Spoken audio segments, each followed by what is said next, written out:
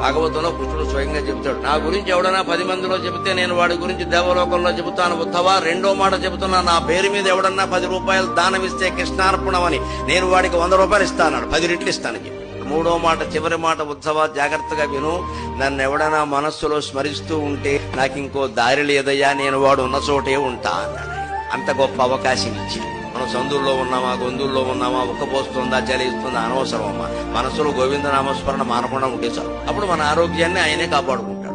ఇంత సులభమైన ఉపాయాలున్నా ఏమీ చేయక్కల, మనసులో స్మరిస్తే చాలన్నాడు. దానికి కూడా బద్ధకమై కొంతమంది మహానుభావులు ఎలా ఉంటారంటే, ఆ స్మరించాలన్నా కూడా దేవుడు అనుగ్రహించాలి. బద్ధకం మేళం అంటారు. ఏ ఆకలిస్తే అన్నం తినట్లా, ఉప్మా తినాలన్నా కూడా దేవుడు అనుగ్రహించాలి. నోరు మూసుకుంటున్నావా, 2 కేజీలు ఉప్మా లాగించేసేవి ఇక్కడ. దైవస్మరణ చేయడానికి, పుస్తకం చదవడానికి అప్పుడు దేవుడు అనుగ్రహించింది. కానీ మనకి ఇష్టం లేదు.